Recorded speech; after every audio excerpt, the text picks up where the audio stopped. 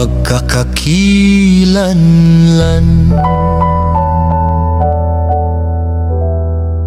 Ang ikalawang aklat na Propeta Esdras, anak ni Sarayas, anak ni Azarias, anak ni Helcias, anak ni Sadamias, anak ni Sadok, anak ni Achitub, anak ni Achias, anak ni Finis, anak ni Heli, anak ni Amarias, anak ni Aziel, anak ni Marimoth, anak ni Arna, anak ni Uzias, anak ni Borith, anak ni Abisai, anak ni Finis, anak ni Eleazar, anak ni Aaron mula sa lipi ni Levi, na nabihag sa lupain ng mga Medo noong paghahari ni Artajerjes na hari ng mga Persa.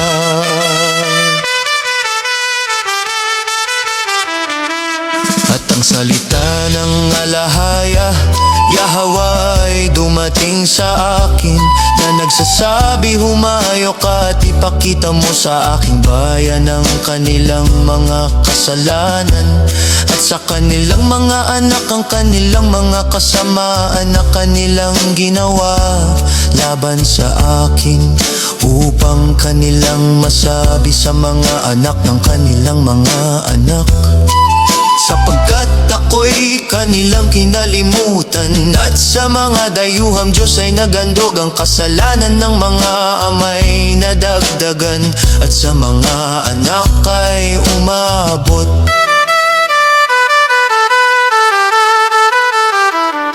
Hindi ba ako rin ang naglabas sa kanila mula sa lupain ng Egypto, mula sa bahay ng pagkalipin? Ngunit kanila akong ginambala sa galit, at hinamak ang aking mga payo. Bunutin mo nga ang buhok ng iyong ulo, at ihagis mo ang lahat ng kasamaan sa kanila, sapagkat sila'y hindi naging masunurin sa aking kautusan, kundi isang mapanghimagsik na bayan. Hanggang kailan ko sila pagtitiisan na aking ginawan ng napakabuting bagay? Bayan na mapanghimagsik, bayan na ayaw makinig. Maraming hari ang aking winasak dahil sa kanila, si Paraon pati ng kanyang mga lingkod, at lahat ng kanyang kapangyarihan ay aking pinatumba. Lahat ng mga bansa ay aking winasak sa harap nila, at sa silanganan ay aking pinalayas ang mga tao ng dalawang lalawigan, maging ng Tiro at Sidon, at pinatay ang lahat ng kanilang mga kaaway. Kaya't magsalita ka sa kanila na sabihin, ganito ang sabi ng alahaya Yahweh, pinatnubayan ko kayo sa dagat, at sa pasimula ibinigyan ko kayo ng malawak at ligtas na daanan. Binigyan ko kayo ni Moises bilang pinuno at ni Aaron bilang kahan. Binigyan ko kayo ng liwanag sa haliging apoy, at gumawa ako ng mga dakilang kababalaghan sa gitna ninyo. Gayon may ako'y inyong kinalimutan, sabi ng Yahweh alahaya.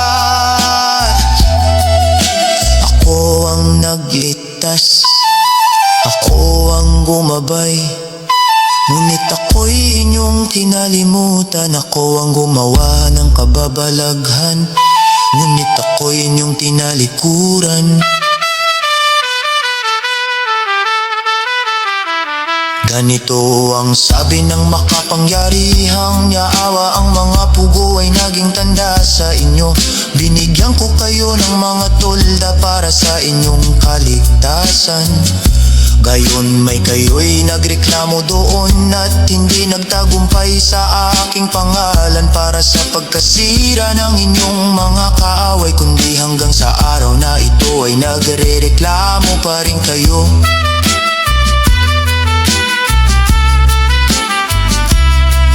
Nasaan na ang mga pakinabang na aking ginawa para sa inyo? Nang kayo'y nagutom at nauuhaw sa ilang, hindi ba kayo dumalangin sa akin na nagsasabi, bakit mo kami dinala sa ilang na ito upang patayin kami? Mas mabuti pa sa amin na maglingkod sa mga Ehipsyo kaysa mamatay sa ilang na ito. Kaya't naawa ako sa inyong pagtangis at binigyan ko kayo ng mana upang kainin, at kinain ninyo ang tinapay ng mga anghel. Nang kayo'y mauhaw, hindi ba yaking pinumukpok ang bato at tumagos ang tubig hanggang sa inyong kasaganaan? Dahil sa init tinakpan ko kayo ng mga dahon ng mga puno. Binahagi ko sa inyo ang isang mabungang lupain. Pinalayas ko ang mga Kananeo, ang mga Perezeo at ang mga Filisteo sa harap ninyo. Ano pa ang aking gagawin para sa inyo? Sabi ng Yahwa Alahaya, ganito ang sabi ng makapangyarihang Yahwa.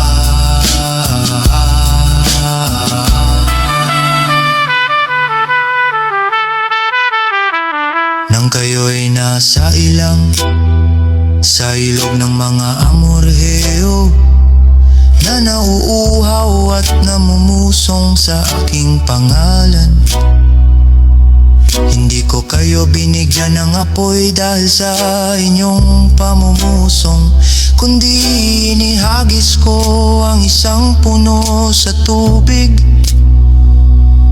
at ginawa ko matamis ang ilog.